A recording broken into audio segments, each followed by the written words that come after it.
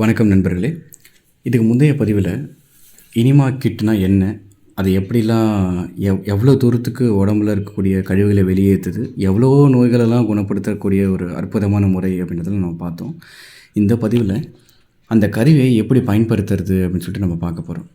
இந்த கருவியில் மிக முக்கியமாக என்னென்னலாம் வருது, என்னென்ன பொருட்கள்லாம் இருக்கும் அப்படின்னு சொல்லிட்டு நான் சொல்லிடுறேன். ஒரு ஒரு பாக்ஸ், ஒரு கண்டெய்னர் மாதிரி ஒன்று இருக்கும். அது 600 எம்எல்லாக இருக்கலாம், 1 லிட்டராக இருக்கலாம், 2 லிட்டராக இருக்கலாம். நம்ம அடிப்படையாக பயன்படுத்துறது வெறும் 600 எம்எல் இருக்கக்கூடிய ஒரு கெப்பாசிட்டி இருக்கக்கூடிய ஒரு கண்டெய்னர் தான். அந்த கண்டெய்னருக்கு கீழே ஒரு நாசில் ஒன்று இருக்கும், ஓப்பன் நாசில் ஒன்று இருக்கும். அந்த நாசிலுக்கும் ஒரு குட்டி நாசில் ஒன்று இருக்கும், சின்ன நாசில் ஒன்று இருக்கும், பெரிய நாசில் ஒன்று இருக்கும்.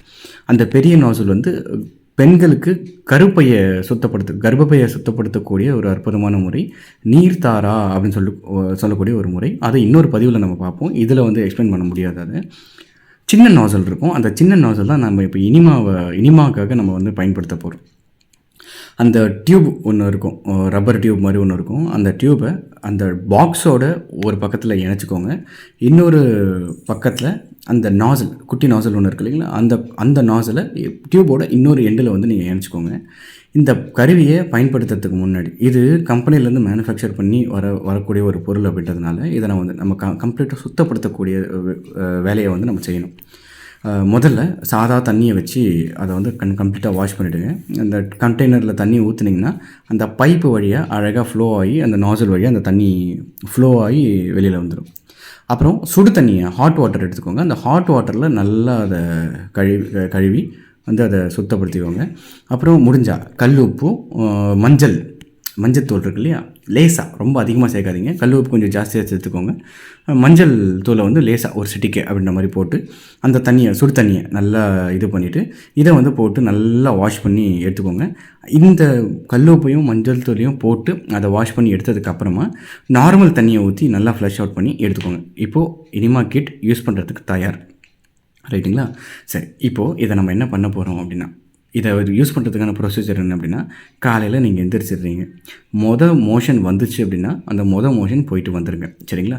ஒரு வேளை மோஷன் வரல அப்படின்னாலும் கவலைப்பட வேண்டாம். இன்றைக்கி மோஷன் வர மாதிரி ஃபீல் இல்லை சார் எனக்கு அப்படின்னா நீங்கள் டேரெக்டாக இந்த விஷயத்தை பயன்படுத்துறதுக்காக போயிடலாம்.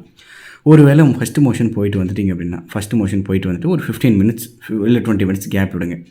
கேப் விட்டுட்டு நீங்கள் இந்த இனிமா எடுத்துக்கலாம், ஸ்டார்ட் பண்ணிக்கலாம். முதல்ல பாத்ரூம்குள்ளே போயிருங்க. பாத்ரூம்குள்ளே போயிட்டு இந்த நாசல் இருக்குது இல்லையா, அந்த சின்ன நாசல் இருக்குல்ல, அந்த சின்ன நாசலில் என்ன ஆயில் வேணுமோ, அதாவது தேங்காய் எண்ணெயாக இருந்தாலும் சரி, நல்ல எண்ணெயாக இருந்தாலும் சரி, எந்த எண்ணெயாக இருந்தாலும் எடுத்து அந்த நாசலில் நீங்கள் அப்ளை பண்ணிக்கணும். தயவு செஞ்சு மிஷின் ஆயிலோ இல்லை வேறு ஏதாவது மிஷினரி ஆயில்ஸோ எதுவும் பயன்படுத்த வேண்டாம். எந்த எண்ணெய் நீங்கள் இப்போ இதுக்கு பயன்படுத்துகிறீங்களோ, தலைக்கு தேய்க்கிறதுக்கு, உடம்புக்கு தேய்க்கிறதுக்கு, இந்த நல்லெண்ணெய், தேங்காய் எண்ணெய்லாம் இருக்கு இல்லையா, அந்த எண்ணெயை மேலே அப்ளை பண்ணிவிட்டு வச்சுக்கோங்க. சுத்தமான குடிக்கிற தண்ணி, பாத்ரூம் தண்ணிலாம் யூஸ் பண்ணக்கூடாது. பாத்ரூம் டேப்பில் வர தண்ணி இருக்கு இல்லையா, அந்த தண்ணிலாம் யூஸ் பண்ண வேண்டாம். சுத்தமாக நீங்கள் என்ன வாயில் குடிக்கிறீங்களோ அந்த தண்ணியை தனியாக ஒரு ஜக்கில் ஸ்டோர் பண்ணி வச்சுக்கோங்க, சரிங்களா? ஸ்டோர் பண்ணி வச்சுக்கிட்டு அந்த கருவியை உங்களோட தலைக்கு மேலே நீங்கள் மாட்டிக்கணும். தலைக்கு மேலே மாட்டும்போது கிராவிடேஷனல் புல்னால் அந்த தண்ணி ஃப்ரீ ஃப்ளோவாக வெளியில் வரும். தலைக்கு மேலே பாத்ரூமில் போய் ஏதாவது ஆணிகினி ஏதாவது இருக்குதான்னு பாருங்கள், இல்லை ஆங்கர், டவல் மாட்டுற ஆங்கர் ஏதாவது இருக்குதான்னு பாருங்கள். அதில் அழகாக அதை மாட்டிடுங்க. இல்லை ஏதாவது கொக்கி மாதிரி ஏதாவது போட்டு கூட மாட்டிடுங்க. ஒரு சில கண்டெய்னர்ஸ் அந்த மேலே இதோடு வரும், இந்த கொக்கியோடு வரும். ஒரு சில இதெல்லாம் பாக்ஸ் மாதிரியே வரும். நீங்கள் அப்படியே இது மேலேயாச்சும் ப்ளேஸ் பண்ணிக்கலாம். ஆனால் தொங்க விட்றது தான் பெஸ்ட்டு. ப்ளேஸ் பண்ணிங்கன்னா கீழே விழுந்துடுறதுக்கு வாய்ப்பு இருக்குது. அதனால் எங்கேயாச்சும் தொங்க விட்டுறது தான் பெஸ்ட். கட்டி தொங்க விட்டுருங்க, சரிங்களா? கட்டி தொங்க விட்டுட்டு தலைக்கு மேலே மாட்டிட்டு என்ன பண்ணணும்னா, அந்த நாசில் ஒரு கையில் எடுத்துக்கிட்டு இன்னொரு கையில் அந்த தண்ணி எடுத்துக்கிட்டிங்க இல்லையா, அந்த தண்ணியை அதில் ஊற்றணும். அந்த ஜக்கு தண்ணியை ஊற்றணும் அந்த கண்டெய்னர் உள்ள. இது ஃபஸ்ட்டு டைம் முதல்ல ஒரு 600 ml ஒரு 500 ml தண்ணியை ஃபில் பண்ணிவிட்டு பயன்படுத்தி பாருங்கள், ரைட்டுங்களா? அது தண்ணியை ஊற்றிட்டு அந்த நாசல் இருக்குல்லையா, கையில் இருந்த நாசலை கொஞ்சம் கீழே பெண்ட் பண்ண மாதிரி, உடம்பை கீழே சாய்ச்சிக்கிற மாதிரி. இதெல்லாத்தையும் நான் பிக்சர் இல்லஸ்ட்ரேஷனாக நாங்கள் உங்களுக்கு கொடுத்துட்டு வரேன். நீங்கள் அந்த பிக்சர் இல்லஸ்ட்ரேஷனை பார்த்து நீங்கள் இதை ஃபாலோ பண்ணிக்கலாம். நாசிலை நீங்கள் கீழே குனிஞ்ச மணிக்கு கீழே குனிஞ்ச மேனிக்கு அந்த நாஸில் மெதுவாக உங்களோட ஆனஸ், அதாவது ஆசனவாய், மோஷன் வெளியேற வழி இருக்குது இல்லைங்களா, அந்த வழியில் மெதுவாக அதை இன்சர்ட் பண்ணணும் உள்ள. ஆயில் எதுக்காக அப்ளை பண்ணணும்னு தெரியுதுங்களா? ஆயில் அப்ளை பண்ணி மெதுவாக லூப்ரிகண்ட்டோட உள்ளே வந்து நம்ம இன்சர்ட் பண்ணிக்கிறோம். ஆயில் அப்ளை பண்ணாமல் பண்ணிங்க அப்படின்னா அந்த தோல் வந்து ரொம்ப சென்சிட்டிவான ஸ்கின் அந்த இடத்துலலாம். அதனால் ரொம்ப கேர்ஃபுல்லாக மெதுவாக அதை இன்சர்ட் பண்ணால் உடனே அடுத்த செகண்டு என்ன நடக்கும்னா ஒட்டுமொத்த தண்ணியும் சல்லுன்னு உள்ளே ஏறும். ரொம்ப ஜில்லுன்னு ஃபீல் பண்ணுவோம் நம்ம ரிலாக்ஸாக. அது வந்து உள்ளே போகும்போது போக போக போக போக போக இது வரைக்கும் எவ்வளோ நாள் தேங்கி இருக்கக்கூடிய இறுக்கமான கழிவுகள்லாம் இருந்ததோ அதில் எல்லா இடத்துலையும் தண்ணி ஊடுருவி பரவ ஆரம்பிக்குங்க. அந்த தண்ணி ஊடுருவி பரவ பரவ பரவ பரவ அந்த ஒட்டுமொத்த மலத்தையும் இறுக்கமாக இருந்த மலத்தையும் இலகுவாக்கி ஒரு லேசாக்கி கரைச்சி வெளியில் கொண்டு வரும். இதுதான் வந்து இந்த இனிமாவோட கருத்து. இதில் என்னென்னா பல பேர் என்ன அனுபவம் சொல்லியிருக்காங்க அப்படின்னா, அந்த சார் முழு தண்ணியே உள்ளே போகவே மாட்டேங்குது, உடனடியே வெளியில் வந்துடுது அப்படின்ற மாதிரி சொல்லுவாங்க. என்ன காரணம்னா அவ்வளோ இறுக்கமாக கழிவுகள் இருக்குது. தண்ணி கூட உள்ளே ஊடுருவ முடியாத அளவுக்கு அந்த கழிவுகள் இறுக்கி போய் கிடக்குதுன்னு அர்த்தம். அந்த மாதிரி கேசஸில் மெதுவாக வந்து நம்ம வந்து பழகணும் கொஞ்சம் கொஞ்சமாக. இது எப்படி பழகலாம் அப்படின்னா, முதல்ல ஒரு 300 ml தண்ணி மெதுவாக ஒரு அரை கண்டெய்னர் இருக்கு இல்லையா, அரை கண்டெய்னரை தண்ணியை ஃபில் பண்ணிவிட்டு மெதுவாக முதல்ல வந்து உள்ளே ஏற்றணும். இதோட அப்ஜெக்டிவ் என்ன அப்படின்னா, தண்ணி உள்ளே போனதுக்கப்புறமா ஒரு 3 to 5 minutes ஆச்சு நீங்கள் அதை ஹோல்ட் பண்ணி வெளியில் வந்து படுத்துருக்கணும். அந்த படுத்துக்கிற முறையை வந்து எப்படின்றத நான் உங்களுக்கு சொல்கிறேன். இதுக்கு இன்னொரு டெக்னிக் இருக்குது. இது நம்ம நின்றுட்டு பண்ணுற டெக்னிக். இது இன்னொரு டெக்னிக் வந்து பாத்ரூமில் கொஞ்சம் பெரிய வசதி இருந்தது அப்படின்னா நீங்கள் படுத்துக்கிட்டு காலை வந்து இந்த பிக்சரில் காட்டுற மாதிரி காலை வந்து வச்சுக்கிட்டு நீங்கள் இனிமா வந்து இன்சர்ட் பண்ணிக்கிட்டு ஃப்ரீ ஃப்ளோவாக போகுது. படுத்து பண்ணுறது ரொம்ப நல்ல ரிசல்ட்டை கொடுக்குது நேரில் உட்காந்து பார்த்து பண்ணுறதை விட. ஏன்னா நீங்கள் நின்றுட்டு பண்ணுறீங்க இல்லையா, அந்த நின்றுட்டு குத்த வச்சு, அதாவது குஞ்சு மேனிக்கு பண்ணும்போது தண்ணி மேல் நோக்கி போகிற மாதிரி இருக்கு இல்லையா. ஸோ அந்த கிராவிடேஷன் புல் கூட படுத்துட்டு பண்ணுற மாதிரி இல்லை. படுத்துட்டு பண்ணுறது ரொம்ப எளிமையான ஒன்றா இருக்குது. நீங்கள் அதை ட்ரை பண்ணலாம் தாராளமாக. உங்களுக்கு என்ன வசதியோ அதை பண்ணுங்கள், ரைட்டுங்களா.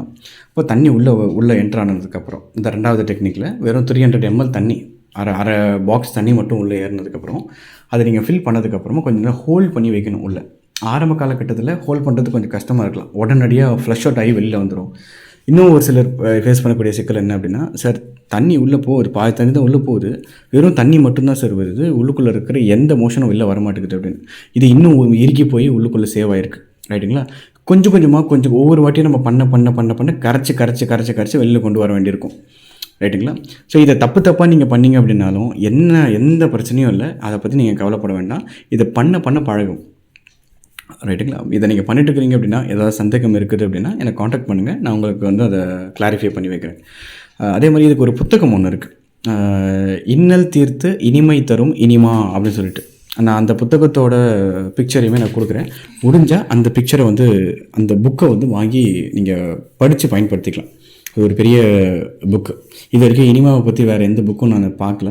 இந்த புக்கு ரொம்ப அட்வான்டேஜ், நல்ல தெளிவான விளக்கத்தோடு இருக்குது. தமிழில் எழுதப்பட்ட ஒரு புக்கு, ஒரு இயற்கை வைத்தியர் எழுதின ஒரு புக்கு. அதை வந்து நீங்கள் படித்து தெளிவாக தெரிஞ்சுக்கலாம். இதுதான் வந்து இனிமா எடுக்கக்கூடிய ஒரு முறை, ரைட்டுங்களா. அது கொஞ்சம் நேரம் நீங்கள் வந்து படுத்துட்டு இருக்கணும். அந்த மோஷன் புஷ் பண்ணும் இல்லையா, வெளியே தள்ளும் இல்லைங்களா, அந்த நேரத்தில் போய்ட்டு நீங்கள் வந்து மோஷன் போய்ட்டு வந்துடலாம். ஒரு சிலருக்கு ஒரு வாட்டியோட எல்லாமே ஃப்ளஷ் அவுட் ஆகி வெளியில் வந்துடும். ஒரு சிலருக்கு 2 வாட்டி 3 வாட்டி 4 வாட்டி 5 வாட்டி அவ்வளோதான், அதுக்கு மேலே போகாது. ஒரு சிலருக்கு ரொம்ப அளவுக்கு அதிகமான கழிவுகள் இருக்குது, இல்லை முன்னாடி சாப்பிட்ட உணவும் செரிமானம் ஆகலை அப்படின்னா கொஞ்சம் நேரத்துக்கு லூஸ் மோஷன் போகும். அது ரொம்ப ரேரன் கேஸ். இது வரைக்கும் நான் அந்த மாதிரி யாரையும் பார்க்கல. ஒரு சிலருக்கு மட்டும் அந்த மாதிரி ஆகுது, ஒருத்தர் 2 பேர் அப்படின்ற மாதிரி மட்டும் தான் அந்த மாதிரி ஆகுது. மோஸ்ட்டாக எல்லாருக்குமே அது ஒரு 4-5 வாட்டி வெளியில் போனதுக்கப்புறம் ரெஃப்ரெஷ் ஆகிடுது. இதை பண்ண தான் வந்து நம்ம பழகுவோம், கொஞ்சம் கொஞ்சமாக தான் நம்ம பழகும். உங்களுக்கு என்ன விதமான சிக்கலாக இருந்தாலும் சரி, மோஷன் வருது வரல எதுவாக இருந்தாலும் சரி, பெருகுடலுக்குள்ளே இந்த தண்ணியை பாய்ச்சி வெளியே கொண்டு வரும்போது பெருகுடல் உறுப்பு ரொம்ப சீராக வந்து இயங்க ஆரம்பிக்கும். இதில் இந்த முறையை நீங்கள் பயன்படுத்தி உங்களுடைய எல்லா விதமான நோய்களையும் நம்ம குணப்படுத்திக்கலாம். முக்கியமான விஷயம், இதை தினமும் பண்ண வேண்டாம்.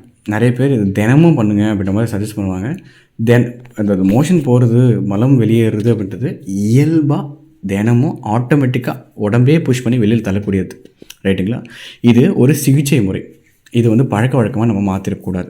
இது எல்லார் வீட்லேயும் எல்லாருமே பர்சனலாக வச்சுக்கக்கூடிய ஒரு கருவி தான், இல்லைன்னு சொல்லலை. ஆனால் இதை தினமும் யூஸ் பண்ணி இனிமா கொடுத்தா தான் எனக்கு மோஷன் போகும் அப்படின்ற நிலைக்கு கொண்டு வரக்கூடாது. ஏன்னா இது கொஞ்சம் கொஞ்சமாக உங்களுக்கு அடிக்ட் ஆகும்.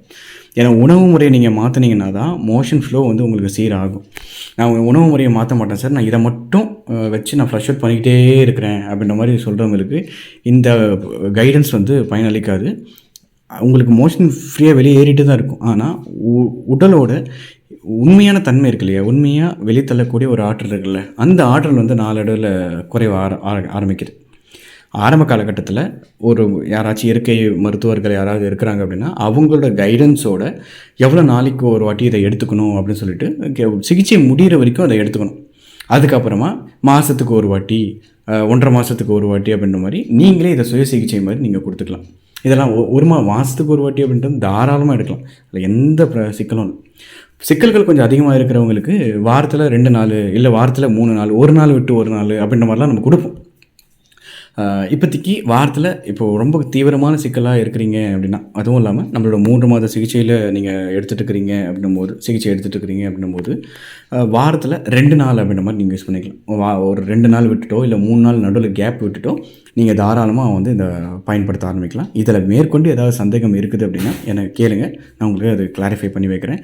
இதுதான் அற்புதமான எல்லா விதமான நோய்களையும் குணப்படுத்தக்கூடிய இனிமை எடுக்கிற முறை வந்து இதுதான். இதுக்கு நீங்கள் எந்த மெனக்கெடவும் வேண்டாம். ஒரு 10 to 15 மினிட்ஸில் இந்த ஒட்டுமொத்த ப்ராசஸுமே முடிஞ்சிடும். இதெல்லாம் முடிச்சுட்டு நீங்கள் உங்களோட வேலையை பார்க்கறதுக்கு ஆஃபீஸ் கூட போயிடலாம், தாராளமாக போகலாம். சரிங்களா? ஒரே ஒரு விஷயம், இதை சாப்பிட்டு முடித்த கையோட உடனடியாக மட்டும் எடுக்க வேண்டாம். அதை மட்டும் இது பண்ணிக்கோங்க. இது இன்னும் ரொம்ப மோசமான நோய்களுக்கெல்லாம் கூட பயன்படுத்த முடியும். கொஞ்சம் ஒரு சின்ன கைடன்ஸோடு நம்ம பயன்படுத்திக்கலாம். எவ்வளோ பெரிய சிக்கலாக இருந்தாலும் சரி, க்ரானிக்காக படுக்கையாக இருக்கிறவங்களுக்கு கூட இதை வந்து நம்ம பயன்படுத்த முடியும். ஒரு ப்ராப்பரான புரிதலோடு நம்ம வந்து பயன்படுத்திக்கலாம். இப்படி ஒன்று இருக்குதுன்னு நீங்கள் தெளிவாக தெரிஞ்சுக்கிட்டிங்கன்னா தான் இதை எதுக்கெல்லாம் பயன்படுத்தலாம்னு சொல்லிட்டு நீங்கள் யோசிக்க முடியும். இதை கம்ப்ளீட்டாக உள்வாங்கிக்கிட்டு இதை அப்ளை பண்ண ஆரம்பிங்க. எல்லா நோய்கள்லேருந்தும் விடுபட்டு எல்லாருமே ஒரு இன்பமான ஆரோக்கியமான ஒரு வாழ்க்கையை வாழணும் அப்படின்ற ஒரு விருப்பத்தோடு இந்த பதிவை வந்து நான் நிறைவு செய்கிறேன். அனைவருக்கும் நன்றி.